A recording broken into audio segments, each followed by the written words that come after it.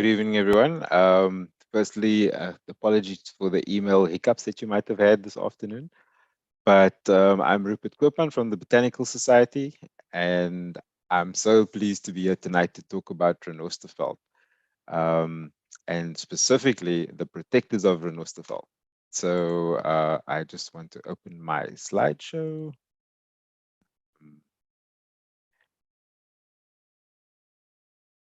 And just say that I'm the conservation manager of the Botanical Society, and I've had a vested interest in the Rinosterfelt for a very long time.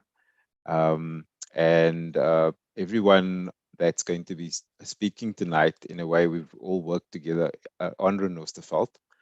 But I just wanted to go with a little bit of a throwback before we started. So I went into my files and found some pictures from the launch 10 years ago. And here's Odette addressing a hall full of people in Rock with these beautiful prints in front. Our field day visit afterwards with colleagues, so agriculture, crew, and others on the back of a bakkie as usual. And like this year, it was a spring which might be a little bit drier. Let's see what happens. But yeah, so Odette, I hope you enjoyed that little throwback. I'm just going to stop that share quickly. But we're here today to talk about the trust specifically, and just to celebrate your work of the last 10 years.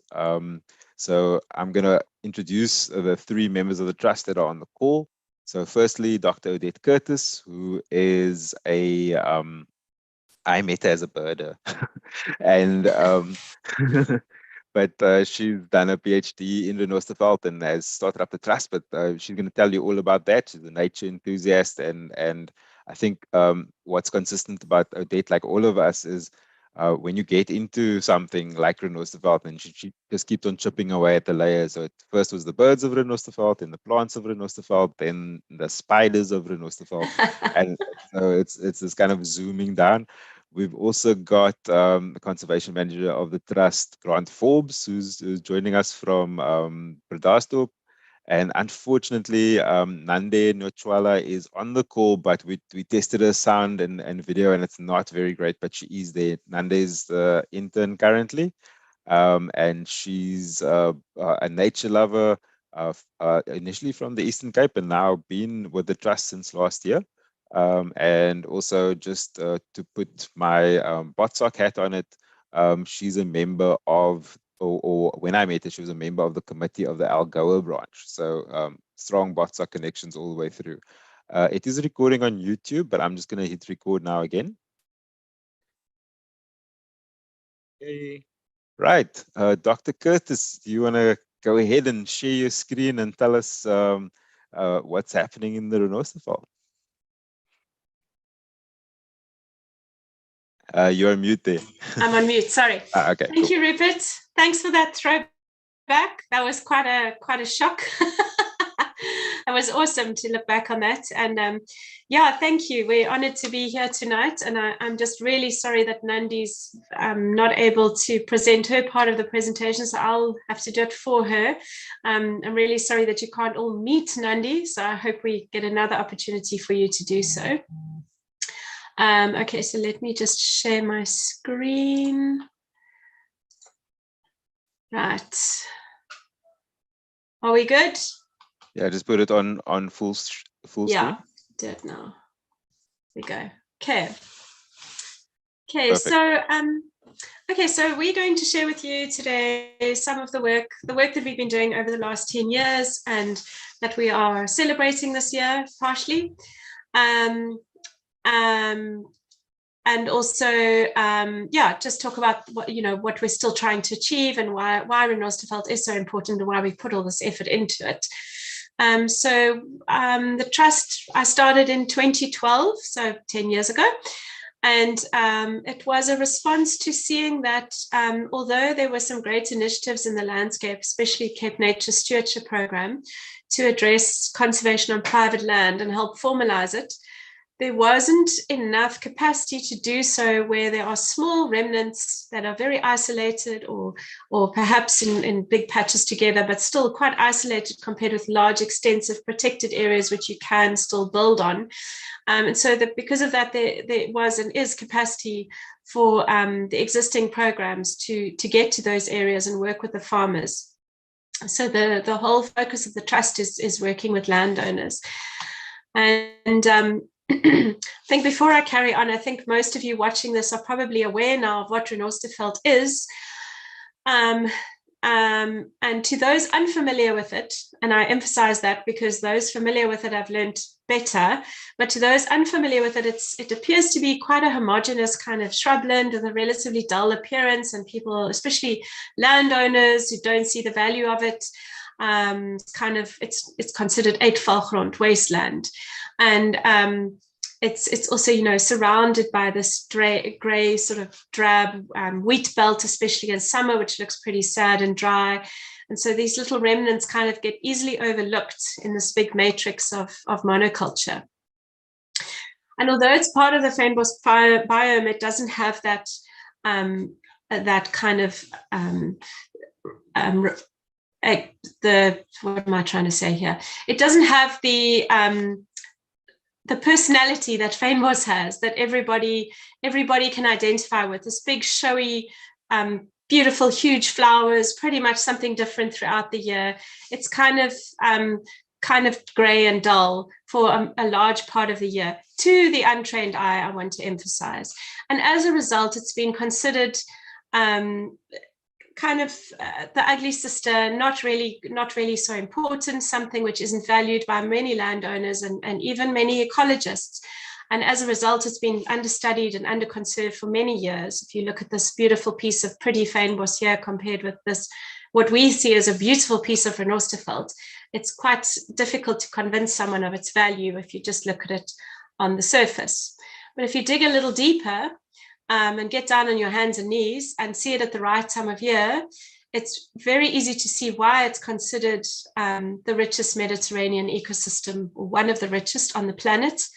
It's the richest bulb habitat on Earth, and there's nothing grey and drab about it. It's an incredibly diverse and amazing ecosystem. The reason it's so threatened is because it sits on the fertile soils of the Western Cape. So in the Overberg, which you see here, you've got the Langeberg and Riffiestonne Mountains in the north, abutting it, and then south of Napier, Bredasdorp, we've got coastal limestone, Strandveld habitats and wetlands and restioid kind of fynbos, completely different looking to the stuff inland, which is on clay soils and therefore very different in terms of, from an agricultural perspective, nice and fertile, great for growing crops. And so as a result, most of it's been ploughed up. And what we see today is, if you look at these, this is the area that was originally Rinosterfelt, so all the way from Bot River right through past the eastern part of the Breede River, carrying on east towards Mossel Bay. Different vegetation types along that spectrum, for precisely in the Overberg, western, central, eastern Roans Shell Rinosterfelt and Roans Silkreed fynbos. And those what would have occurred, this is where they would have occurred, but you can see the darker areas that are marked on this map. Those are all that remain. And in fact, it's actually worse than this, because a lot of that is includes tiny little strips of watercourses which are very degraded and ploughed right up to the edges. So if you take those out, you're left with a tiny bit of felt in a few significant areas which still have linkages between them. So on top of this existing fragmented state, we also have, of course, extinction, potential extinction deaths, meaning things haven't all gone extinct yet, because in the evolutionary timescale, this has all happened quite recently. So we're still going to see more loss in future as a result of everything being concentrated on these little islands. Edge effects, pesticide and herbicide drift, incorrect fire regimes, often too little fire, sometimes too much. Overgrazing is one of the biggest threats to what remains. Destruction of watercourses and channeling of these, because for some reason landowners feel that they can manage better than Mother Nature can. Invasive alien vegetation, not as bad as in some fynbos areas, but still an issue that we are constantly working on. And still the illegal ploughing of virgin land, despite the laws that are in place to prevent this from happening. So it's a pretty bleak picture, but despite this, and I really want to emphasize this, and this is why we've committed our lives to it, despite this, it houses the most extraordinary biodiversity. And as Rupert mentioned, we've sort of moved from birds to plants and all sorts of other small things now getting more attention. But this is an entire ecosystem we're talking about. And that is not just restricted to pretty flowers and plants. It's an entire ecosystem that we need to keep functioning and resilient to future change. So this is not only restricted to plants, this diversity, but the diversity is mind-blowing, particularly in spring, of course, and particularly after a fire in many areas.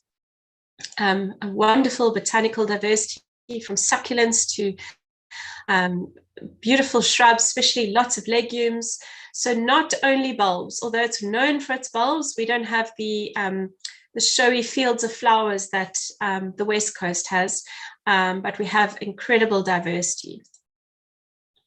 And as Rupert mentioned, and a lot of interest in the other small and wonderful creatures, but the diversity is not restricted to plants, goes to spiders, to reptiles, of course the birds, several endemic birds which are dependent on these Rinosterfelt remnants for their continued existence in the landscape. Of course, a wonderful world of pollinators, which we are just scratching the surface. We know nothing about the relationships between pollinators and the plants in Rinosterfelt. There's so much research needed on all these complicated webs and how which should enable us to conserve them better. So lots going on. Of course, the small mammals, also an amazing diversity, is one of our little favorites in the corner there, the left corner, little elephant shrew, little pygmy mouse on the right and in the middle. And just wonderful. I can't go through all the names or everything, a Karoo bush rat and a striped mouse, but lots and lots of diversity on every level. And so we, as the trust, are focusing on three main areas, and that is education and awareness. That's our first and most important priority, and that is mostly we focused until now on landowners. We want to reach landowners. They're the ones sitting on the plows making decisions about the future. We want to reach them and convince them of the value of this vegetation. And then that translates, as relationships are built, into landscape conservation, where we work with farmers towards long-term conservation objectives and agreements, which we're working on with them. And then a smaller component, but very important, is research and trying to facilitate and collaborate and make sure that we get students working on the issues which we so desperately need to address, or the answers that we're so desperately looking for to enable us to manage better. We're a small team of about 4 people, and we pack a punch, but we have a lot of challenges, and Grant's going to carry on now sharing with you some of our achievements in the landscape to date. So part of what we do, or a big part of what we do, is Harverskloof Rinosterveld Reserve. This reserve is located in the eastern part of the Rhone, so kind of between Swellendam and Bredasdorp, towards the Hoop Nature Reserve. It's the first lowland Rinosterveld reserve of about 500 hectares. Some of it is old lands that's kind of come back, but we've also learned that once you've plowed Rinosterveld, you don't get it back completely. You might get some shrubs back. Yeah. But this reserve was purchased in 2013 by WWF. Odette was largely involved with this as well, trying to get this very special piece of land acquired for conservation. And the trust was appointed then as the manager of the reserve. Odette, can you go to the next slide? Thank you. What makes Harvest Cliff so special is that it's located in one of the biggest, how can I say this, like the largest contiguous species for Norsterfelt that's left on planet Earth. And Harvest Cliff, through that, there's some very threatened and rare habitats like these quartz patches. And they share similarities with some karoo habitats that's very similar. But to date, about 10 new species has been discovered that occurs on these quartz patches. Yeah, there's some pictures of Drosanthum quadratum and Spalathus, Spalathus cortica. Although the peak or the best time to visit Harvest Cliff, the peak time to visit Harvest Cliff or the best time is in spring, but there is always something for the eye to look at in terms of botany or flowers. In autumn, it's all the beautiful autumn lilies that provides quite a show as well. Winter, there's always something to look out for as well. Maybe you've got to look a bit closer. And then spring, quite an explosion of flowers. And that leads into early summer where you can still find some things to look at. So when you visit Harvest Cliff, there always will be something to look for and to enjoy.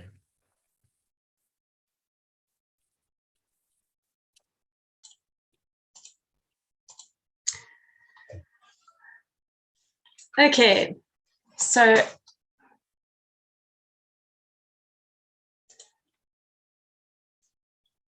am I on, Rupert? Am I on?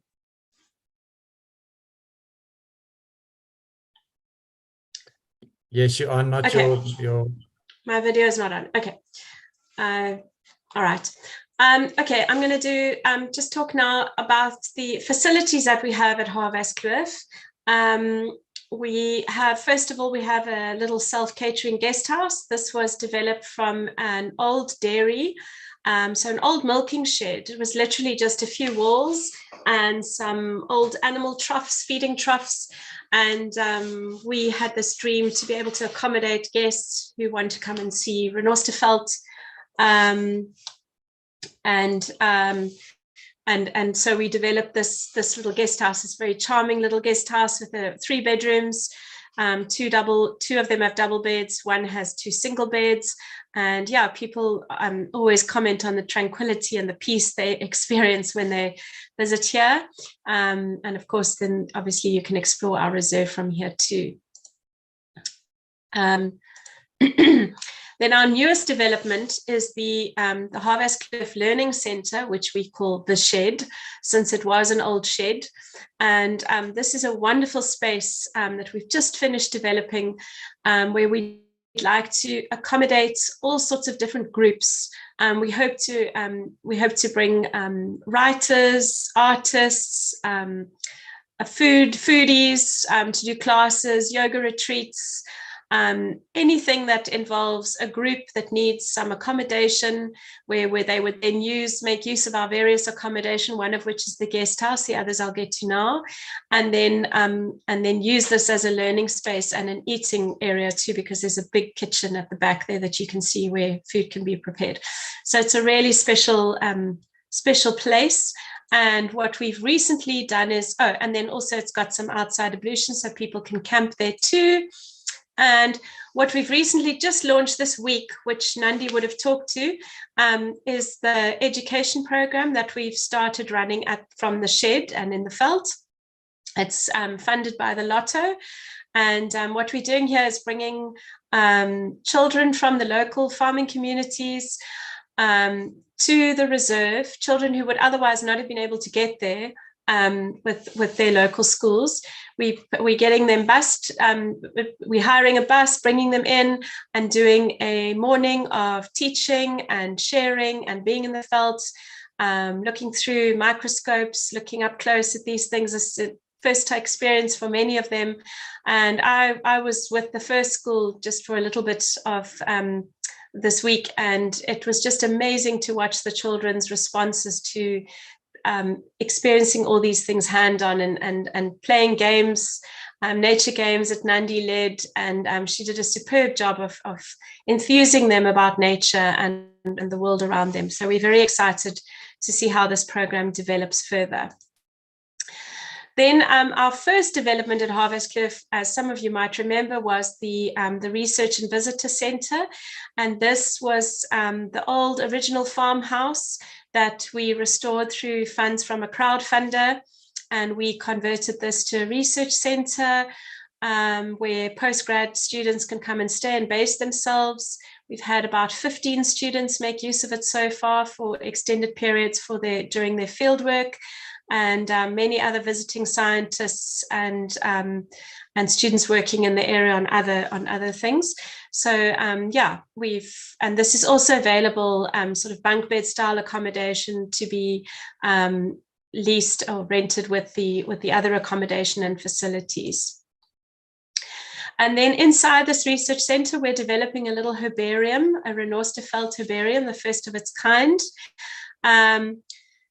We aim to eventually have a representative specimen of every species that occurs in Rinosterfelt, which we reckon is probably at over 1,500 in just the Overberg Renosterveld, that is. To date, we have 820 specimens in the herbarium, and of this, there are 681 species. And our curator, Petra Brodel, some of you may know, she comes out for stints with the volunteers that come in and volunteer to mount specimens, and she oversees the databasing and the volunteers and the mounting process. And it's just really turning out to be a really, really exciting project. And the whole idea is that, of course, students who are coming to use the centre then don't have to go back and identify their specimens at the universities or at the various herbariums in Cape Town or wherever. They can do it right here at Harverskloof. Okay, then linked to our collaborative research efforts, these are still in the early days, but what we'd like to try and push is that students come to us for ideas and inputs on, and students and supervisors on what research is needed in Rinosterfelt. We have 4 main themes that we'd like to focus on. The one is landscape ecology and pollination and the potential extinction deaths. In other words, how many species are we still going to predict that we can lose, given how isolated these little islands are becoming? And what are the pollination webs look like, and how are these being broken down, and how can we support them and improve the situation, if at all? Then, of course, there's all the management stuff, habitat management, how we should be using the veld. Should we be using grazers in the form of livestock? And how do we restore damaged and degraded veld and watercourses? That leads me to my next point, watercourses. How do these function as corridors? Can we restore them? How do we restore them with the least financial input, of course, because this is an expensive process? And then looking at biodiversity and threatened species, so focusing on specific species, and also understanding biodiversity at all the different scales and at different taxa levels. So that's just a very brief summary of kind of our themes and our interests in this, in the research that we need to see happen. So the only project that we are really actively involved with in terms of research is on black harriers. The black harrier is a super special bird for me. It's the reason I'm in Rinosterfelt, because I started studying them in the early 2000s, and that took me into Rinosterfelt to look at how they were using the landscape. And what we know after 20-something years of working on them on and off is that they are, first of all, prefer the largest remnants of Rinosterfelt. So large remnants are really important for them. They are potentially, we believe, a really important flagship species for the veld. Good quality veld, big areas, often have Harriers breeding in them. But they are highly prone to collisions with wind farms, and that is an increasing issue in the Overberg, with the entire Overberg having been identified as a renewable energy development zone, potentially helping to fast track some of these wind farm developments. The current status of the species, which is endangered, is that there are only 1,300 adults remaining, plus minus, and that the models predict that they are decreasing by 2.3% annually.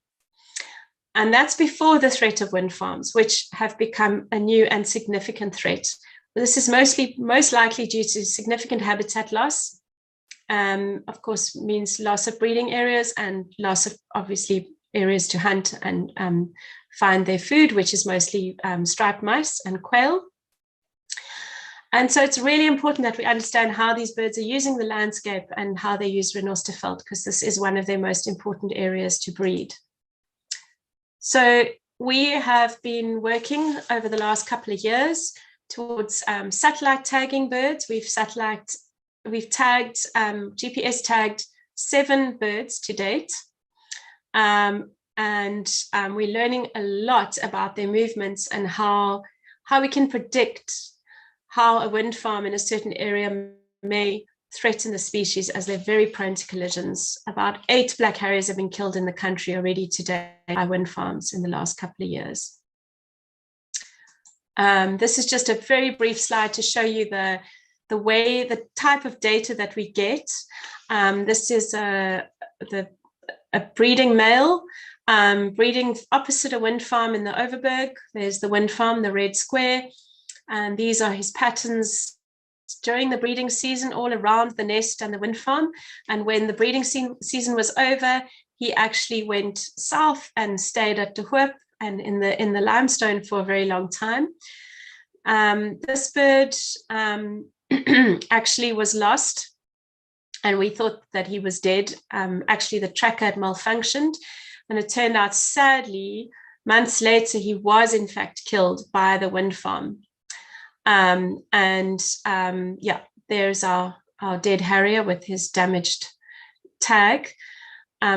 Literally within a day apart, these 2 birds were killed. This harrier on the right was roosting in a wheat field, also a tagged male, roosting in a wheat field quite far from his nest. And a common practice in the Overberg is to harvest at night. And they were cutting wheat and then harvested some days later, and he was killed in the process, literally cut in half. It was heartbreaking. Get these 2 birds. And what worries us is this is 2 out of 6 birds at the time, or say 2 out of 7. It's a very high mortality rate. We're extremely worried about the species and what's happening to them.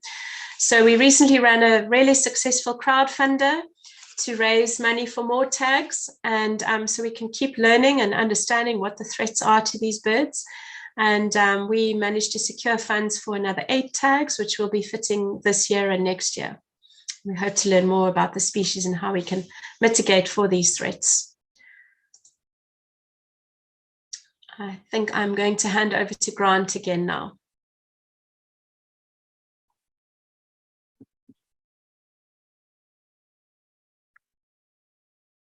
I want to talk to you more about our flagship program, not to take the attention or focus of any of the other things away, because it's all part of this whole wheel that works together. But this is, so I'm going to talk to you now about our conservation easements. So a conservation easement is basically a servitude that's signed over a title deed and in perpetuity. So, and then it also outlives the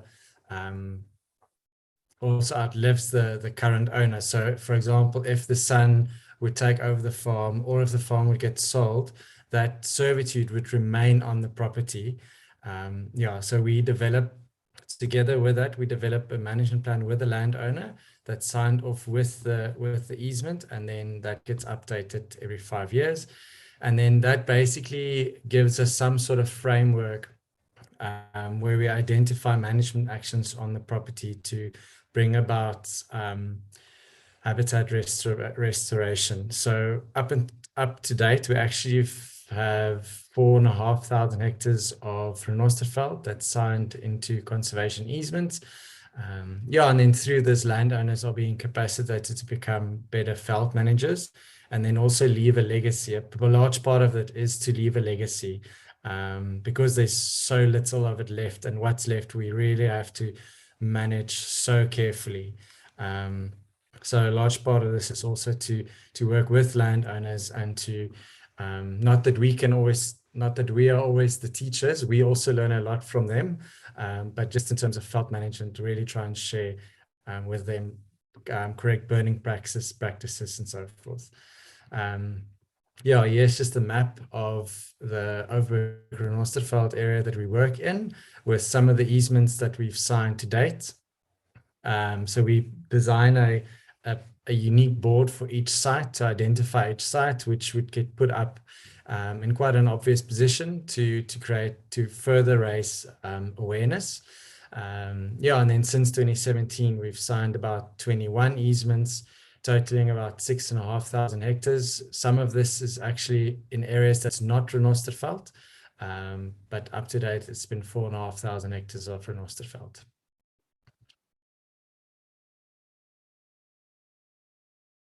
And then the easement basically, or the servitude basically, enables us to assist the landowners with management by providing funding for NRM, natural resource management interventions. And this is not limited to only, but mostly includes ailing clearing. Although we don't have such a big ailing clearing problem, but it's often only in the watercourses, because it's a bit of a drier landscape to the adjacent fynbos. Try and implement ecological burning with them, trying to press the restart button on some of these pieces of felt that's been severely overgrazed. We try and rest it and then implement an ecological burn, put up stock fencing to manage the grazing better. So especially after burn, try and keep animals out for at least 2 to 3 years to get the felt to really establish itself again. And then after that, allow animals in for short periods of time during summer. Also, we try and help or try and implement actions around watercourse management and erosion control. This is just a cumulative graph showing our growth over the last 6 years, starting in 2017 and sitting now at about 4,580 hectares of Rinosterfelt that we've been able to secure through easements.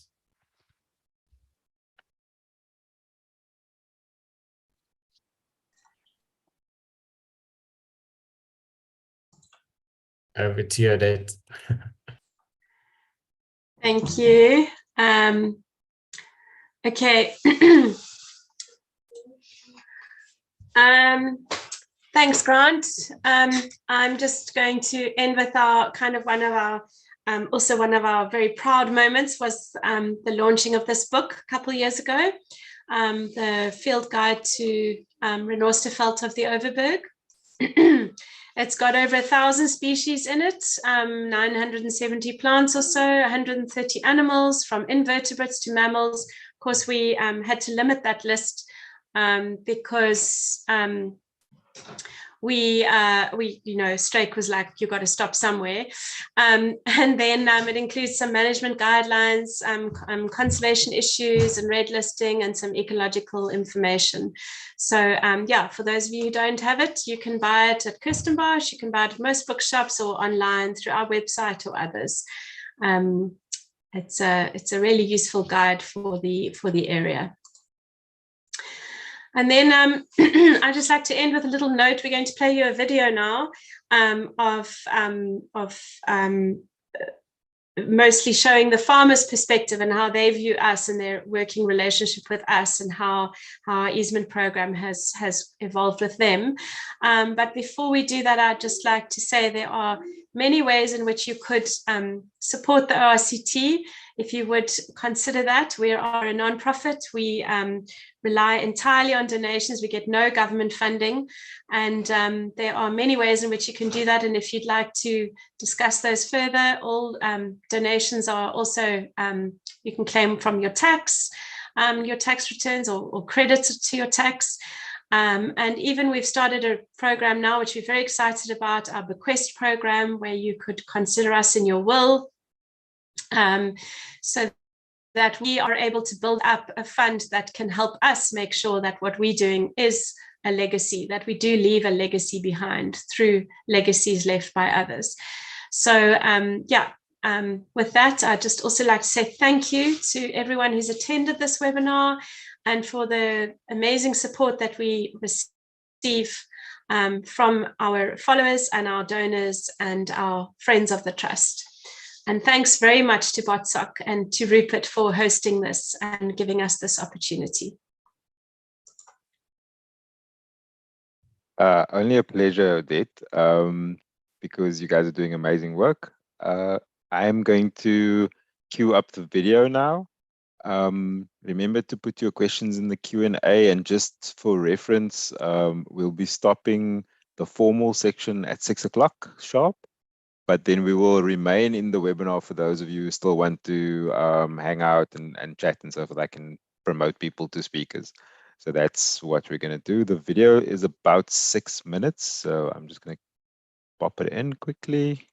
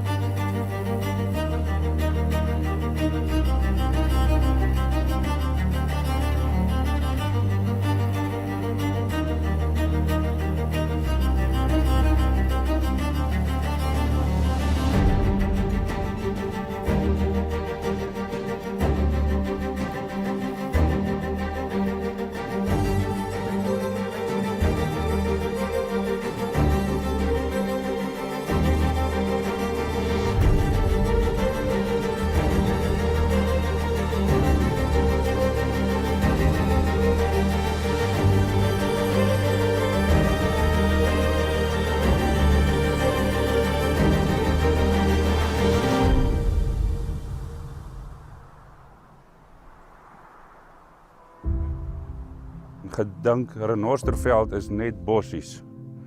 Nou is Rinosterfelt eintlik vetplante vir my en diertjies en you name it. Enige lewe in die veld. En die lekkerste is dit om dit op jou eie grond te kan sien. Ek dink jy gaan ryker wees om dit te bewaar as om net dit om te werk. En hierdie bly vir altyd so. Dit so 'n groot biome is wat so groot diversiteit het en almal kyk altyd net na al die groot diere, groot bome, maar daar's soveel binne in die biome wat 'n mens nog moet ontdek. Dit is vir my no-brainer. 'n Mens moet dit bewaar.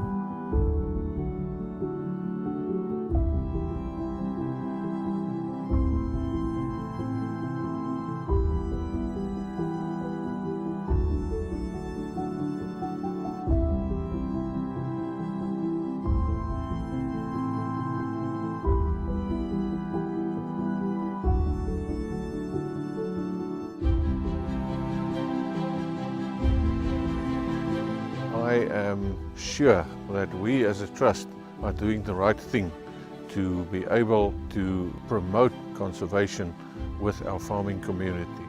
That's what makes the easement program so rewarding, so special, is that we're conserving in partnership with landowners.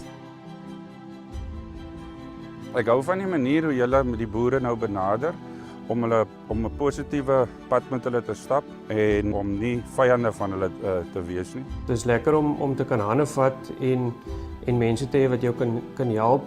Die trust waarmee ons saamwerk is een van die voertuie wat gebruik kan word sodat jy hulp kan ontvang sodat jy dit op die regte manier kan bewaar. We also get some assistance and direction in how to manage this land, so we can do actually a better job of looking after this conservation area. Er is 'n enorme verandering gekom oor jare van dat Overberg Conservation Trust ingeklim het en vir my kom help het. Ek kan net vir hulle baie dankie sê vir die navorsing wat hulle al voor die tyd gedoen het en toe nog vir my kom leer het en tot en met vandag toe nog steeds nuwe dinge leer. I've had a long association with the Overberg Renosterveld Trust since its inception, and in fact even before, and it's about landscape scale conservation. We have to ensure that these pieces of habitat are properly connected and managed. It is in fact the purpose of an easement to ensure that these sites are intact and resilient, and as landowners we have the moral responsibility to be good custodians and to ensure that the future generations receive this land in as good a condition or better than we received it. The changes that we've seen in attitudes just because we've shared with landowners what they have has been phenomenal. After I've walked with Odette in the veld and saw the little plants, that is actually plants that you've never seen. You always look at grass for the cattle, and now all of a sudden you saw all these beautiful little plants, and then you start thinking, well, maybe that's something that we must try to conserve for the future. Hierdie goed is waardevol en dit wie jy alsdag bewys het. En ek wil deel wees van hierdie bewaring. Dit is altyd mooi om die goed wat plante groei en diere wat jare oud is in 'n streek in 'n area voorkom te onderhou en te bewaar en te sorg dat jou nageslag vorentoe dit kan beleef dieselfde as wat jy tans beleef.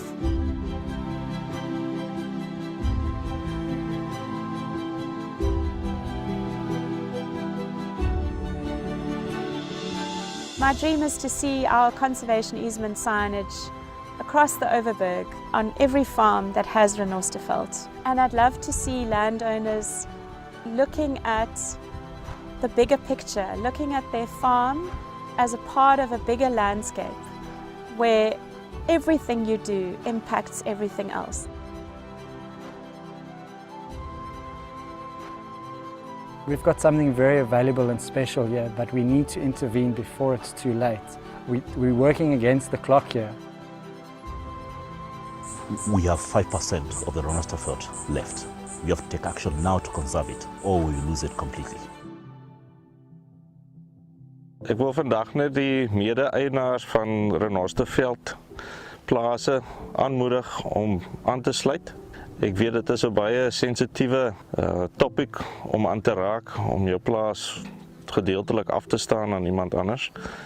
Maar ek kan julle garandeer, dis uiteindelik die moeite werd. Daar is nie fynskrif wat vir my of vir hulle benadeel nie.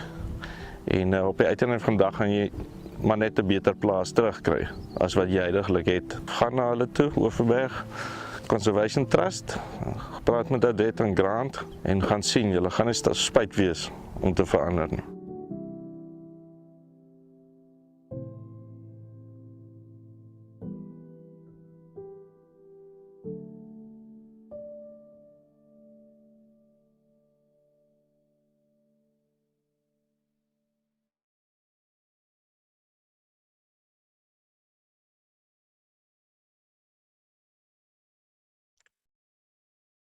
Okay, wow, this is like at the Oscars when people stand up and give a standing ovation. It is really amazing, and I'm glad that people in the audience who haven't yet been there can start getting a bit of a feel of the landscape of the Overberg. I'm just checking Odette and team. I hope you're keeping an eye on the chat. There's a lot of complimentary messages coming through on that side. And I think we can start looking at some of the questions, but before we go there, I just want to say some more nice things about the trust. In that, I think a lesson that we can all learn here is about if you apply yourself in a kind of geographically determined area so you can get to know it better, it's a very good way of really getting under the hood. Because Odette, when did you start with your Harrier work? It was early 2000s, right? Yeah, 2000 actually. Exactly, Yeah, 2000. So it was first just like getting into the landscape, and then knowing the Harriers and associating them with the habitat, the habitat, and then seeing this gap actually, which was required for this habitat, because unfortunately, as a country, we don't have all the resources everywhere that they need to be, and we need people to step up. So thank you to you and the squad for stepping up. The other thing that I wanted to mention is, like, I remember, and because you're so solutions driven, I had to laugh about the herbarium, because I definitely remember when we were doing the plots back in the day, and you're like, this stuff isn't in the herbarium at all at Compton or anything. And so the fact that you're just making that selection available right there for people to use is exactly that kind of solutions driven thing. And it's about the connections in terms of, we have people like Petra around and so forth. And for everyone on the call here, there's ways of getting involved at the trust, like whether it's just from a tourism point of view, going to monitor. My favorite at the moment is pushing for iNaturalist tourism, especially during the challenges, to go to an area where you haven't been before, and go check out some Overberg Renosterveld or whatever interesting habitat you haven't been to yet, but more about that later. But I just wanted to check, is there anything that you wanted to say? But also there's two questions.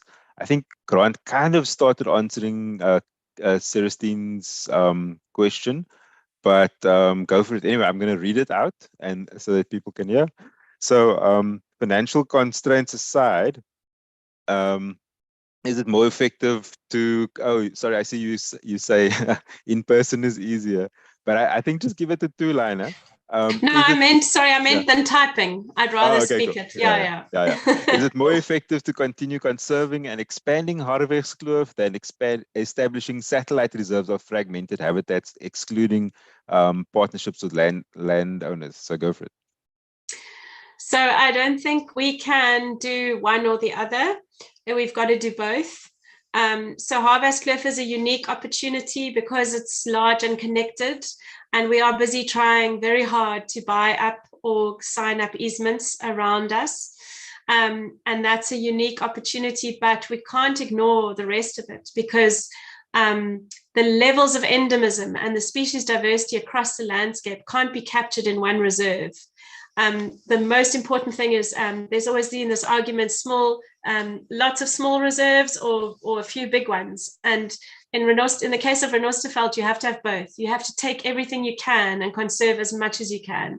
And if we only conserve Harriers and its surrounds, we'll only be conserving one type of Rinosterfelt. With a suite of endemics and rares that only occur there, we'll be missing out on all the others that only occur in Western Ruins and Central Ruins, which is why there's 4 different habitat types are so important. So the species turnover and the levels of endemism make it essential that we work absolutely everywhere. I hope that answers the question. I think that's a good first step. Philip Myberg, who's from Rinosterfelt, closer to me, Johannesburg side, is asking, is there a blueprint to roll out partner projects in the Cape Wineland, Swartland, etc.?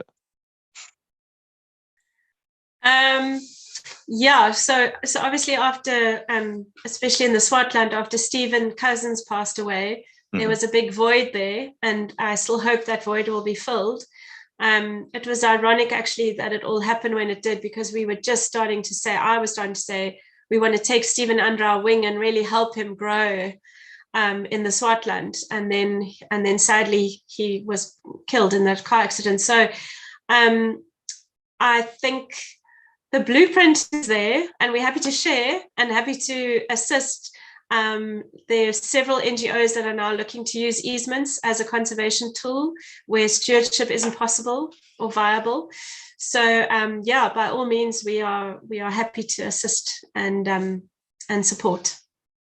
Yeah, and I still run into people on the West Coast who were touched by Stephen beyond like the obvious people we know, the crew people and so forth. So there is the first work's been done in a way that you didn't have in the Overberg, to be honest. I mean, like you've been through the whole trajectory of fighting with farmers to now being friends with them. Most of them. And, yeah. So that's cool. I'm just checking the questions again. Is one from Wilhelmina from Swellendam.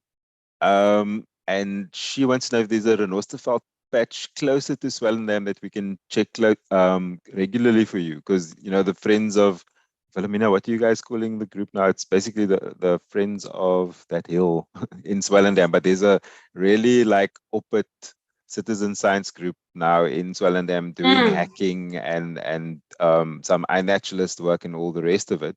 So I think if you want to maybe point out like one of your priorities that you guys haven't gotten to enough yet, I think that would be a good one. And you don't have to do it now. Like, I mean, you've got my details and Wilhelmina's, but we will, Wilhelmina and Salio Biki huiswerk stuur. Yeah, no, I think it would be good to sit down with a group and show them a map of the areas that we work in. Because sometimes, yeah, we actually can't get to the sites as often as we'd like to, especially during spring. When we kind of spread thinner and thinner each year, the more sites we accumulate and the more relationships we build. So we definitely need people to assist us in that way. So we can definitely chat. Cool. I think if I can just jump in there quickly, it's been something that we've been speaking about since I've arrived, and probably before that even, that we would have a crew group in the area that could actively help us in at least creating that like preliminary, to do the preliminary work before we get to the site, or if we get to the site, because we can only visit a site so many times. And as Petra also always tells us, you need to visit a site numerous times throughout the year, not just always in spring, because you miss out on so much. So those are definitely some things that we can, that would be very valuable for us and also for conservation in the area. Yeah, and I think, Wilhelmina, that you raise a really good point, because the thing is, with my own kind of experience with crew and working with Ishmael and the gang, you need like a little group that you can start working with to then allocate and do the planning and so forth with. So now that you guys are established and up and running, and we saw your email as well, we really do want to just you know, start getting going, because Swellendam is such an important area from many different points of view. It's from the reptiles through to all the different plants and so forth. Yeah, and I mean, we're working more and more along the Breda, and that's kind of stretching us in terms of kilometers and that. So yeah, it would be great to have some help there. Definitely. I see there's a message from Sabelo. Odette and I were looking at a picture of you, Sabelo, last week sometime, where you looked like you were 19. So we both did. and I think, again, this just reinforces the fact that this is not short-term work. It's long-term work. I see there's another couple of questions. Oh, Pat's asking about restoration, probably early days, but are you having any success with restoration interventions? Okay, I think Grant can also speak to that, but I just want to start with saying the restoration per se is not, it's nothing very heavy-handed. It's more restoration in the sense of clearing aliens, which is kind of standard practice.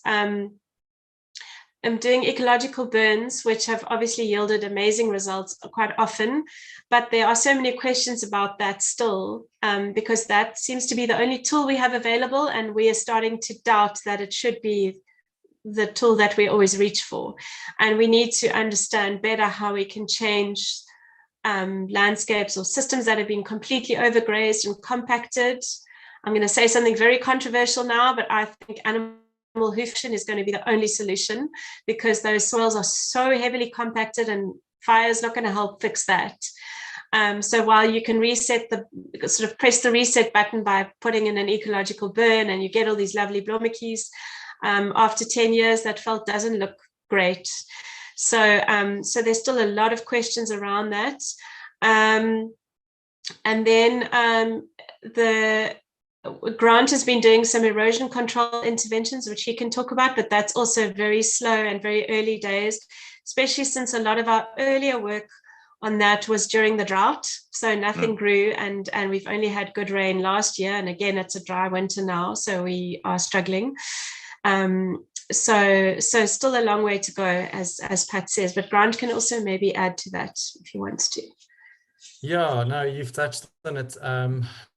More of the active active restoration is more along these brackish watercourses where there's been severe overgrazing, dare I say, mismanagement, where we've almost completely lost the ground cover, and all the topsoil is sitting down in the river, and things are looking lush and beautiful there, but up on the slopes it's dry and brown and just hard clay. Like in summer it's this hard capped surface, and then winter you just see the water just running straight off. So a colleague of ours started with a project in an area like this, and then we've done some maintenance on the sites, but often in these areas, once you start scratching, you kind of need to continue, know what you're doing. So I'm still very cautious, and we kind of soundboard ideas with different partners. So it would be great to touch base if Pat's ever in the area, because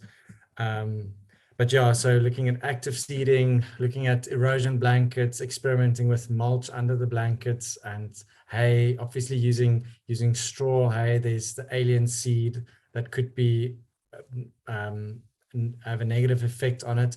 But then if there's nothing to start with, maybe at least start with something, although it is controversial. We're only doing it on a small scale. Yeah, so it's not very rewarding as yet because of the drought that broke only 2 years ago. And then, like Odette said, this winter has also not been that wet. Yeah. Cool. So Odette Madeleine de Klerk asked if there's farm fragments close to the Norsterfelt that she can check regularly, and says that her dad is only Afrikaans speaking, so he likes difficult farmers. So Madeleine, I would say drop me an email, because my email's on the invitation, and I'll pass it on to Odette. We can definitely chat about those. Yes, yeah. But we can certainly use some help, and yeah, thank you. That's great. Yeah, and he can, because in Bredasdorp and our branch there is starting to get going with iNaturalists in a serious way. You can join them for training as well. So Madeleine, drop us that mail. We will praat oor die doringboom. So someone's asked, is the gewone doringboom the soet doring, which is sorry, what's the new name? Peculiar. Yeah. Naturalized in Rinosterfelt, because PG Radman sees lots of them in riverbeds. Yeah. So this is an area that we discuss. This is an issue that Grant and I discuss a lot with farmers and amongst ourselves. We can't really give you a straight answer on that. It is indigenous, yes, but it has definitely invaded especially along parts of the Breda, or the tributaries that run off the Breda or run into the Breda. And there are many farmers who are trying to cut them out and remove them with bulldozers. Not the way to go. But what we've seen, and what one of the farmers who's very hands-off in his management but cares deeply for his veld, is that where you don't have heavy interference or disturbance, and especially in the form of livestock in your watercourses, you don't have them invading. They're there, but there's a balance between them and all the other trees that occur there. So I think it's most likely to do with land management, and that these watercourses have been, they're grazed, animals are in them all the time, and the soet doring is one of those species that loves disturbance and thrives in disturbed habitats. So yeah, the solutions are changing management, we think, and it's long term again. So Grant, do you want to add anything? Yeah, no, I think what I've also seen, just to add to that, is that in places where landowners have not managed their watercourses, or not managed, but livestock, so cattle and sheep, has got permanent access to the watercourses. Everything else has been grazed out except the doringbome. The what's the English name? Acacias, but the Vachelias. And then there's one project that we're busy now with, where we're trying to do a river watercourse restoration project, where literally the evidence is there, where the animals have fed on the buddleias and the oleas and everything else they eat, but they don't eat the acacias. So being like the acacias also being a pioneer, just take hold of that opportunity that's there.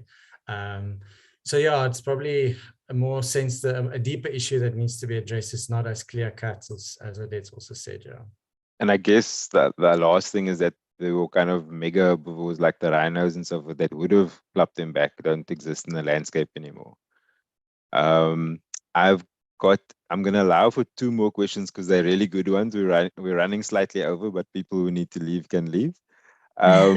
So Patrick Holloway asked, have you done any work on the Rinosterfelt in the area on or around Gondwana Game Reserve? And as far as he's aware, they've got 2 pairs of black harrier on the reserve.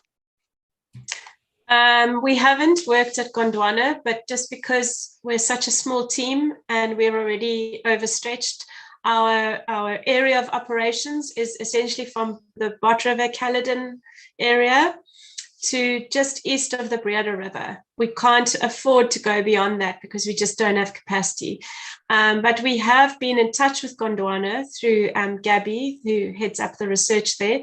And we have talked about potential collaboration, but we are just stretched in terms of capacity. So yeah, great to know about the Black Harriers. If Patrick could send us that information, I can feed it to Rob Simmons as well, and it can go into the bigger database of their entire range. Cool. Yeah, I mean, this is the thing. There's only so many people and so many plants. Exactly. Okay, and so a lot of farmers to get totally. to. So yeah. So the last one is more from an urban point of view, and this is from my neighborhood, so that's why I'm allowing it. Luis Ferreira is asking, what practical advice could you give to communities who wish to rehabilitate degraded areas in urban locations between the Rinostervelts in the urban edge? How to prepare the site, sowing pioneer species, supplemented with planting? Okay, I'm just going to start off with saying, disclaimer, we don't do that. So yeah. I'm not in a position to give advice. I could give you some ideas, but that's not what we do. So when we talk about restoration, we mean taking virgin land that's degraded and trying to get it back into a healthier state, restoring from a land that's been plowed or degraded into a state that it's unrecognizable as felt. That is a massively challenging area. There are people who've worked on it. Pat Holmes is one who have far more knowledge than we do on that. We often chat about it though, because there are some lands that on farms where farmers are saying they're happy to let that piece go so that it can join 2 remnants, and we really need research on like what to do. Is it just passive? Do we just let it go and see what happens, which usually results in a whole bunch of unwanted species and kraalbos and thistles and things that become more of a management problem? Or do we actively plant as Sue Milton and them would do in the Karoo, where they're restoring areas and rangelands. So I think it would be great to be able to seed these areas, to get grass seed, especially some pioneers, something to just kickstart the process. But we have not done that kind of research out here, and it desperately needs to be done. Cool. Thank you. Okay, so I think this concludes the formal part of the webinar. I just need to do a couple of ads, but to those of you who want to stick around, basically what I'm going to do now is to 2 more slides of news, and then I will stop the formal and stop streaming on YouTube, and then whoever wants to stick around can stick around. Okay, so thanks Odette, Grant, and Nande, and everyone for asking all those cool questions. And yes, well, I mean, lots more years, but the next 10 years of the trust, we can't wait to see what you're going to be doing in that period. Thank you, Okay. Rupert. And thanks to everyone for watching and all the amazing comments that we've been receiving. Thank you. Awesome. No, it's been enjoyed. So thank you for the team's prep. Okay, so let me just go back to my PowerPoint. Let's go see that Rinosterfelt again. And essentially, basically, onto the next slide, but just look at this amazing Rinosterfelt with the canola in the background. As we do at every one of these webinars, we want to remind people to keep an eye on all the social media for the Great Southern BioBlitz training that's going to be done. So crews putting stuff out, the GSB team from Australia itself, and all of us who are by association, we're picking up quite a few more African cities, which is really exciting. And like I said, tourism to go and add and build up your species list is definitely something I would recommend. So our next webinar is again where we're going to be hearing a lot more from our branches, because they've just got so much local knowledge and know what's going on in the landscape. And we're going to get an insider's guide to spring. Well, technically, people from the West Coast who are on the call will tell you it's basically spring already, because the flower season starts like in August, but everyone else thinks it's September. So we will be giving you a kind of helicopter view of branches from across the country, just giving us tips to what they're going to be up to and where you can see cool flowers across the Cape Floristic region. So thank you everyone for joining us. If you want to chat, stick around. But that's been our July webinar. Take care and be safe wherever you are.